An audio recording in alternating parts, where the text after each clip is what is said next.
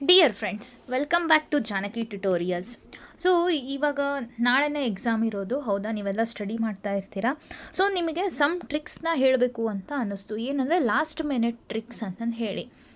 So ಇದೊಂದು ಹೇಳೋದು ನೆನಪಾರಿದ್ದೆ. ಏನಪ್ಪ ಅಂದ್ರೆ, ಸುಲಭವಾಗಿ ಅಂಕಗಳನ್ನು ಗಳಿಸೋ ತಂತ್ರಗಳು ಅಂದರೆ ಲಾಸ್ಟ್ ಮಿನಿಟ್. ಇಟ್ ಮೀನ್ಸ್ ನೀವು ಎಕ್ಸಾಮ್ ಬರೀತಿರ್ಬೇಕಾದ್ರೆ ಯಾವ ಕ್ವಶನ್ಸ್ನ ಫಸ್ಟ್ ಅಟೆಂಪ್ಟ್ ಮಾಡಬೇಕು, ಯಾವ ಕ್ವಶನ್ಸ್ನ ನೆಕ್ಸ್ಟಿಗೆ ಇಟ್ಕೋಬೇಕು, ಯಾವ ಥರ ಎಕ್ಸಾಮ್ ಫಾರ್ಮ್ಯಾಟ್ನ ನಮಗೆ ಕೊಡ್ತಾರವರು ಅಂತಂದು ಹೇಳಿ. ಹೇಗೆ ಅಂದರೆ, ಇವಾಗ ನಿಮಗೆ ಪೇಪರ್ ಒನ್ನಲ್ಲಿ ಟೋಟಲ್ 50 ಕ್ವಶನ್ಸ್ ಇರ್ತವೆ, ಕರೆಕ್ಟಾಗಿ ನಿಮಗೆ ನಾರ್ಮಲಿ ಗೊತ್ತಿರೋದು.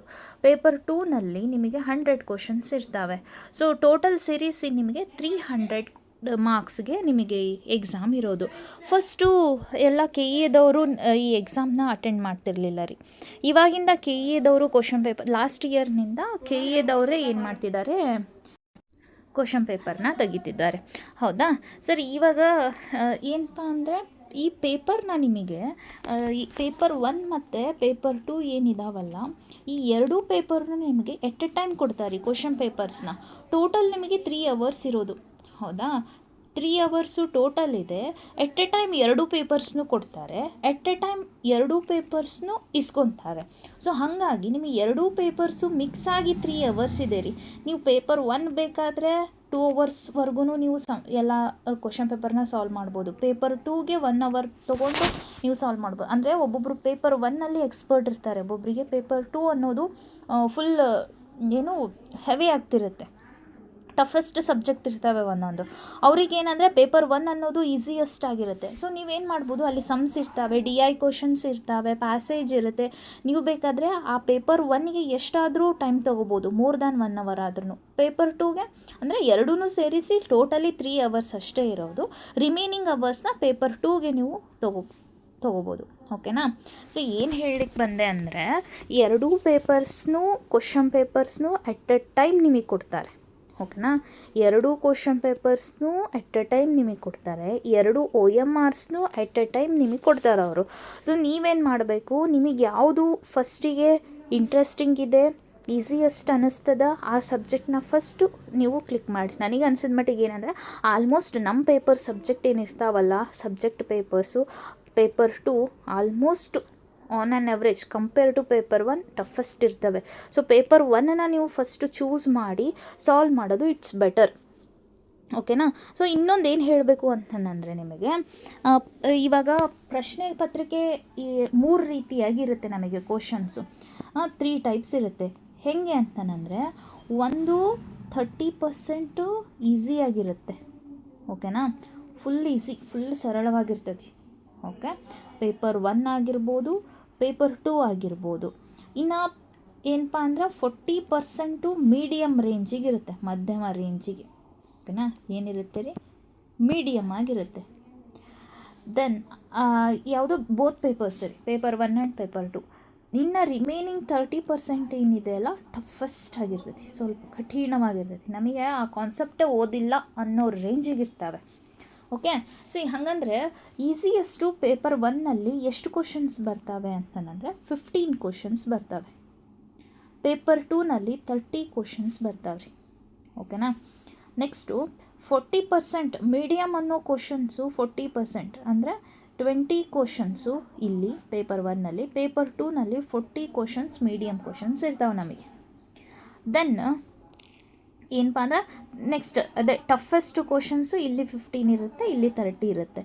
ಟೋಟಲ್ ಎಷ್ಟಾಗುತ್ತೆ, 50 ಆ್ಯಂಡ್ 100 ಕ್ವಶನ್ಸ್ ಆಯಿತು. ಇಷ್ಟರೊಳಗಡೆ ನೀವೇನು ಮಾಡಿರಿ ಅಂದರೆ, ಫಸ್ಟಿಗೆ ಈ ಈಸಿಯೆಸ್ಟ್ ಕ್ವಶನ್ಸ್ನ ಟಚ್ ಮಾಡ್ತಾ ಹೋಗಿ. ಈ ಟಫೆಸ್ಟ್ ಕ್ವಶನ್ನು ಗೊತ್ತಿದ್ದರೆ ಹಾಕಿ, ಇಲ್ಲ ಅಂದರೆ ಹಾಗೆ ಗ್ಯಾಪ್ ಇಟ್ಟಿರಿ. ಇದು ಗೊತ್ತಿಲ್ಲ ನನಗೆ ಕ್ವಶನ್ ಎಲ್ಲ ಓದಿದೆ ಅಂತ ಥಿಂಕ್ ಮಾಡ್ಕೊತ ಕುಂದ್ರಬೇಡ್ರಿ. ನೀವೇನು ಮಾಡ್ಬೇಕು, ಫಸ್ಟಿಗೆ ಕ್ವಶನ್ ಪೇಪರ್ ಬಂದ ತಕ್ಷಣ ಸೊ ಸೀರಿಯಲ್ ವೈಸ್ ಅವ್ರು ನಿಮಗೆ ಗೊತ್ತಿದ್ದರೆ ಅವನ್ನೆಲ್ಲನೂ ರೈಟ್ ಮಾರ್ಕ್ ಹಾಕ್ತಾ ಹೋಗ್ರಿ. ಆಮೇಲೆ ಲಾಸ್ಟಿಗೆ ಏನು ಮಾಡಿರಿ, ಫಸ್ಟ್ ಪೇಪರ್ ಆಯಿತಾ, ಫಸ್ಟ್ ಪೇಪರ್ ಪೂರ್ತಿ ಮುಗಿತಾ, 1 ಅವರ್ ತೊಗೊಂಡ್ರಿನೇ ಅಂತ ಅಂದ್ಕೊಳ್ರಿ.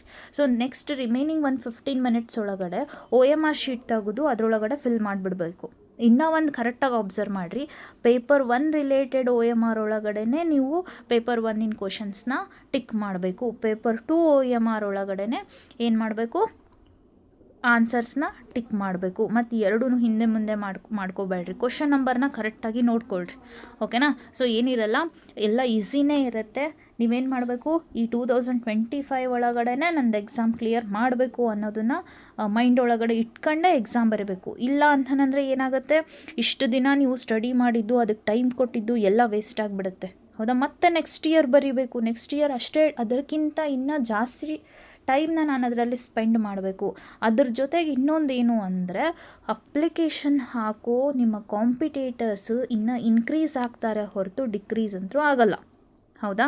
ಸೊ ಇವಾಗಲೇ ಏನು ಮಾಡ್ಬೇಕು, ನೀವು ಕರೆಕ್ಟಾಗಿ ಕೂಲ್ ಮೈಂಡಿಂದ, ಫ್ರೀ ಮೈಂಡಿಂದ ಕ್ವಶನ್ನ ಕರೆಕ್ಟಾಗಿ ಓದ್ರಿ. ಅಲ್ಲೇ ನಿಮಗೆ ಆನ್ಸರ್ ಸಿಕ್ಕೇ ಸಿಗುತ್ತೆ. ಸೊ ನಾನು ಫಸ್ಟ್ ಟೈಮ್ ಅಟೆಂಪ್ಟ್ ಮಾಡಿದಾಗನೇ ನಾನು ಕ್ಲಿಯರ್ ಆಗಿರೋದು. ನಾನು ಮಾಡಿರೋದು ಇದೆ.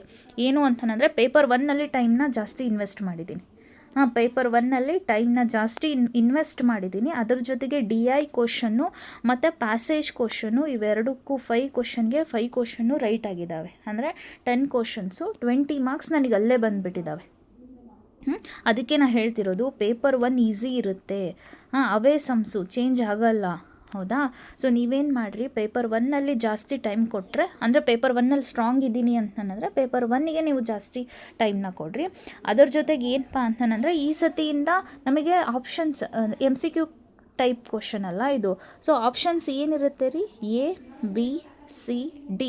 ಸೊ ಈ ಸತಿ ಹೊಸದಾಗಿ ಕೊಟ್ಟಿದ್ದಾರೆ E ಅನ್ನೋ ಆಪ್ಷನ್ನು. ಅಂದರೆ ಈ ABCDಗೆ ನಾನು ಟಿಕ್ ಹಾಕಲಿಲ್ಲ ಅಂತಂದರೆ, ಅಂದರೆ ಈ ಆಪ್ಷನ್ನಿಗೆ ನಾನೇನು ಮಾಡಬೇಕು, ಟಿಕ್ ಹಾಕಬೇಕು ಅಂತಂದು ಹೇಳಿ. ಬಟ್ ನಿಮಗೆ ಈ ಆಪ್ಷನ್ನು ಎಷ್ಟು ಯೂಸ್ ಇಲ್ಲ, 0% ಯೂಸೇಜ್ ಅಂತ ನನಗೆ ಅನಿಸ್ತದೆ. ಯಾಕೆ ಅಂದರೆ, ಬಿಕಾಸ್ ಆಫ್ ಇಲ್ಲಿ ನೆಗೆಟಿವ್ ಮಾರ್ಕ್ಸ್ ಇರಲ್ಲ ನಿಮಗೆ. ಹೌದಾ? ಸೊ ನೆಗೆಟಿವ್ ಮಾರ್ಕ್ಸ್ ಇಲ್ಲ ಅಂದರೆ ನೀವು ABCD ಅನ್ನೋ 4 ಆಪ್ಷನ್ಸ್ ಒಳಗಡೆ ಯಾವುದಾದ್ರೂ ಒಂದು ಆಪ್ಷನ್ನ ಹಾಕಿನೇ ಬರ್ತೀರ. ಸೊ ಇನ್ ಕೇಸ್ ಏನಾದರೂ ನೆಗೆಟಿವ್ ಮಾರ್ಕ್ಸ್ ಇದ್ದರೆ ನೀವು ಇದನ್ನು ಟಚ್ ಮಾಡಬಾರ್ದ್ರಿ. ಈ 4 ಆಪ್ಷನ್ಸು ಲಾಸ್ಟ್ ಇದೆಯಲ್ಲ, ಅದನ್ನು ಟಚ್ ಮಾಡಬೇಕು ನಿಮಗೆ ಗೊತ್ತಿಲ್ಲ ಅಂದರೆ. ಸೊ ಇವಾಗ ನೀವೇನು ಮಾಡಿರಿ, ಈ ಆಪ್ಷನ್ನ ಬಿಟ್ಟೇ ಬಿಡ್ರಿ, ಅದ್ರ ಬಗ್ಗೆನೂ ತಲೆ ಕೆಡಿಸ್ಕೊಳಕ್ಕೆ ಹೋಗ್ಬೇಡ್ರಿ. ಈ 4 ಆಪ್ಷನ್ನಲ್ಲಿ ಒಂದು ಆಪ್ಷನ್ನ ಹಾಕಿಬಿಟ್ಟೆ ಬರ್ರಿ. ಸೊ ನಾನು ಇನ್ನೊಂದೇನು ಟ್ರಿಕ್ ಯೂಸ್ ಮಾಡ್ತಿದ್ದೆ ಅಂತಂದರೆ, ಸೊ ಇವಾಗ ಕ್ವಶನ್ಸ್ ಎಲ್ಲ ಓದಿದ್ವಿ. ಒಂದಷ್ಟು ಕ್ವಶನ್ಸು ನನಗೆ ಇವೇನಿದಾವಲ್ಲ ಟಫೆಸ್ಟ್ ಕ್ವಶನ್ಸು, ಇದರಲ್ಲಿ ಗೊತ್ತಿದ್ದರೆ ಆನ್ಸರ್ ಮಾಡ್ತಿದ್ದೆ. ಇಲ್ಲ ಅಂದರೆ ನಂದೊಂದು ಫಾರ್ಮೆಟ್ ಒಂದೊಂದು ಎಕ್ಸಾಮಿಗೆ ಹೋದಾಗ. ಸೊ ABCD ಅಂತ 3 ಆಪ್ಷನ್ಸ್ ನಮಗಿರೋದು. ಹೌದಾ? ಎಷ್ಟು? ಒಂದು ನಿಮಿಷ. C option A, B, C, D ಅಂತ ಆಪ್ಷನ್ಸ್ ಇರ್ತವೆ. ಕರೆಕ್ಟಾ? ನಾವು ಒಂದೊಂದು ಎಕ್ಸಾಮ್ಸಿಗೆ ಹೋದಾಗ ನಾನು ಅಬ್ಸರ್ವ್ ಮಾಡ್ತಿದ್ದೆ, ನನಗೆ ಗೊತ್ತಿರಲ್ಲ, ಕ್ವಶನ್ನಿಗೆ ಆನ್ಸರ್ ಗೊತ್ತಿರಲ್ಲ ಅಂತ ಅಂದಾಗ ನಾನೇನು ಮಾಡ್ತಿದ್ದೆ, ಯಾವುದಾದ್ರೂ ಒಂದು ಆಪ್ಷನ್ ಫಿಕ್ಸ್.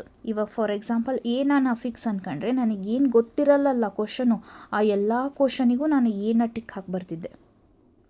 ಎಲ್ಲ ಕ್ವಶನಿಗೂ ನನಗೆ ಗೊತ್ತಾಗದೇ ಇರೋ ಎಷ್ಟೇ ಕ್ವಶನ್ಸ್ ಇದ್ರೂ ಅದಕ್ಕೆಲ್ಲನೂ ನಾನು ಏನು ಮಾಡ್ತಿದ್ದೆ, A ಅಂತ ಆಪ್ಷನ್ ಹಾಕ್ತಿದ್ದೆ.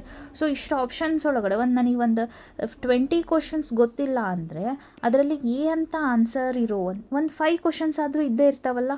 ನನಗೆ ಯಾವಂತ ಗೊತ್ತಿಲ್ಲ, ಬಟ್ 5 ಆಪ್ಷನ್ A ಅನ್ನೋ ಆನ್ಸರು ಮಿನಿಮಮ್ 5 ಕ್ವಶನ್ಸ್ಗಾದರೂ ಇರುತ್ತಲ್ಲ. ಸೊ ನನಗೆ 20 ಕ್ವಶನ್ಸು ಗೊತ್ತಿಲ್ಲ ರೀ. ಆವಾಗ ನಾನು ಏನು ಮಾಡ್ಬೋದು, ಈ A ಅನ್ನೋ ಆಪ್ಷನಿಗಷ್ಟೇ ಹಾಕಿದೆ ಅಂದರೆ ನಾನು 5 ಕ್ವಶನ್ಸ್ ರೈಟ್ ಆಗುತ್ತಲ್ಲ.